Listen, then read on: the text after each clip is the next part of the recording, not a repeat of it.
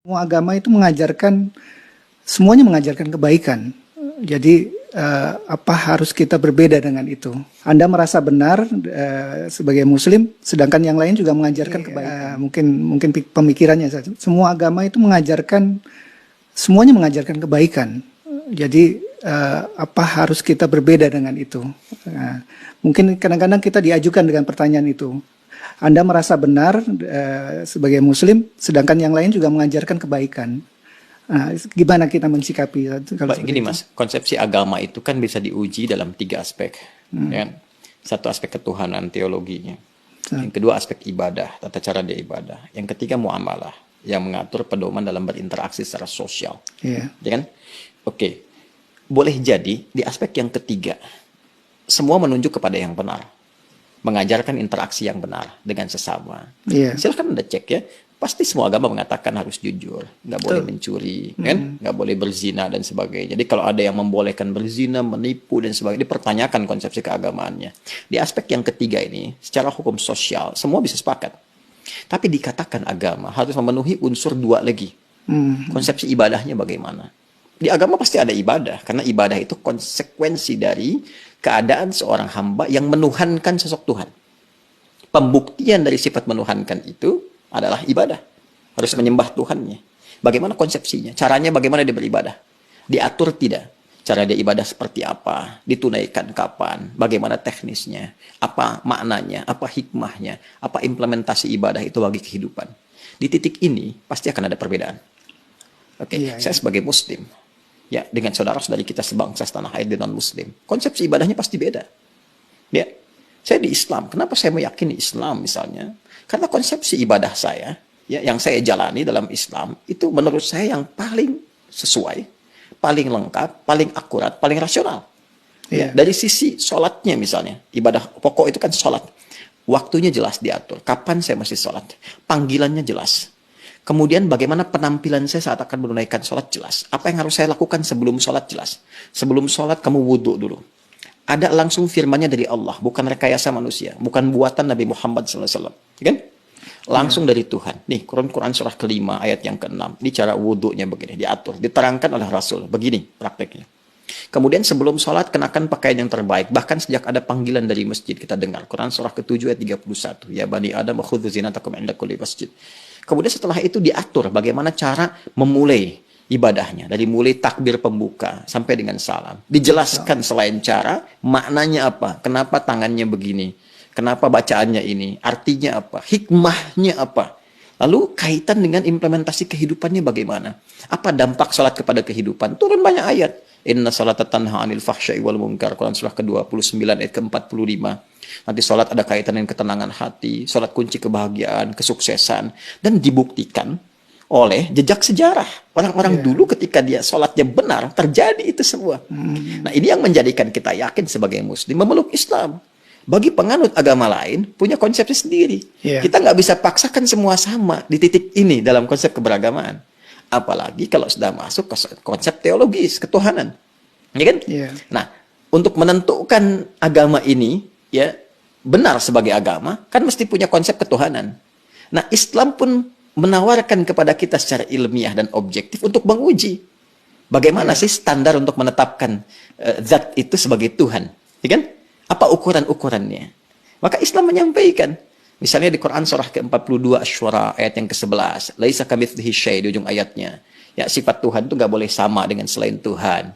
Ya, harus beda, 100% harus berbeda. Ya, jadi kalau misalnya manusia ini lemah, maka Tuhan mesti lebih kuat. Nggak boleh sama dengan makhluk. Kan? Kalau manusia berpasangan, Tuhan itu harus esa, harus tunggal misalnya. Demikian banyak hal yang bisa ditampilkan.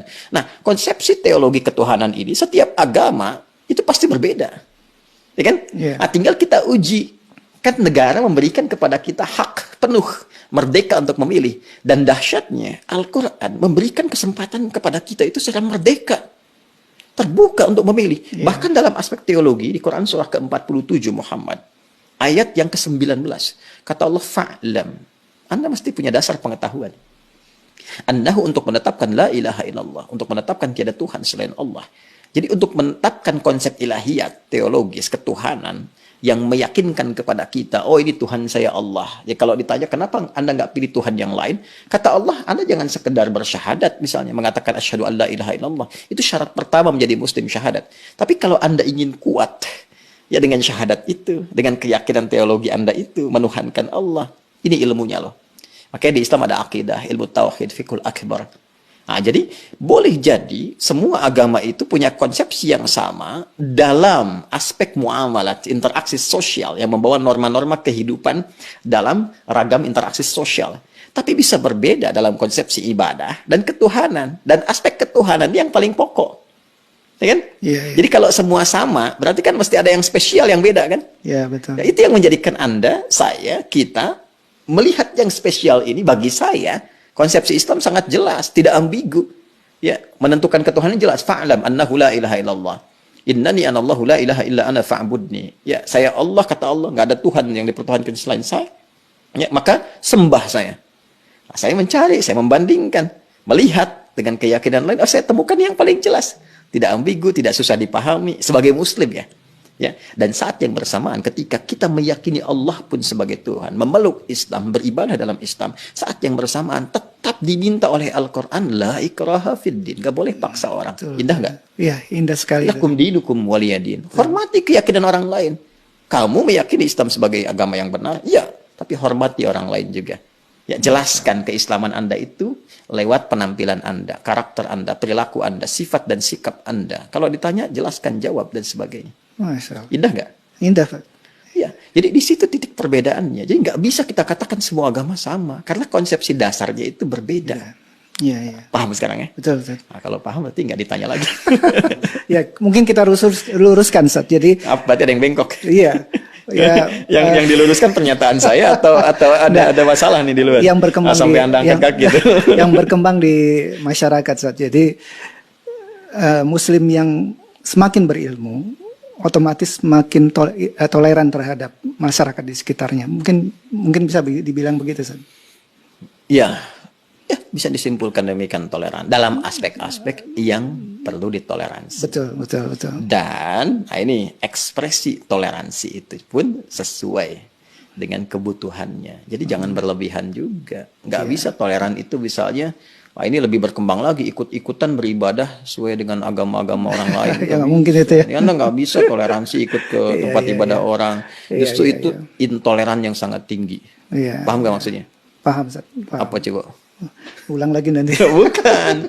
Intoleran yang sangat tinggi. Kenapa? Iya, Kenapa? Karena saat dia hadir di kebebasan. tempat orang itu, hati dia meyakini bahwa itu salah. Iya, iya. Tapi dia terpaksa hadir di situ untuk mewujudkan konsepsi yang salah.